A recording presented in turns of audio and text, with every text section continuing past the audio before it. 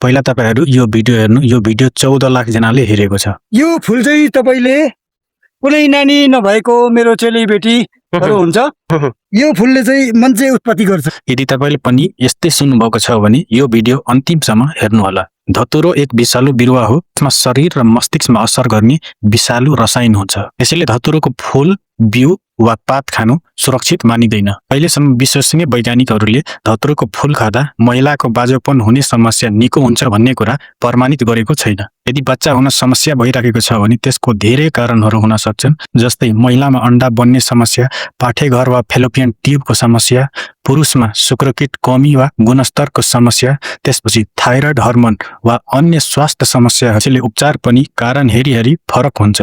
एउटा विषालु फूल खाएर यस्तो खाली समस्या समाधान हुन्छ भन्ने कुरा वैज्ञानिक रूपमा सही होइन। उल्टे धतुरो खाँदा मुख सुक्ने, आँखा धमिलो हुने, मुटुको धड्कन बढ्ने, अत्यधिक भ्रम हुने, बेहोस हुने, दरा पर्ने, कोमामा जाने र गम्भीर अवस्थामा मृत्यु समेत हुन सक्छ।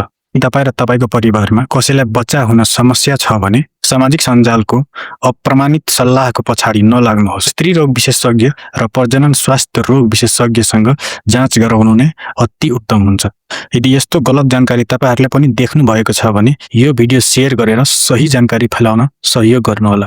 तपाईहरुलाई यो भिडियो पुरै हेर्न मन छ भने मैले फर्स्ट कमेन्टमा यो भिडियोको लिंक राखिदिएको छु, त्यहाँ गएर हेर्नुहोला।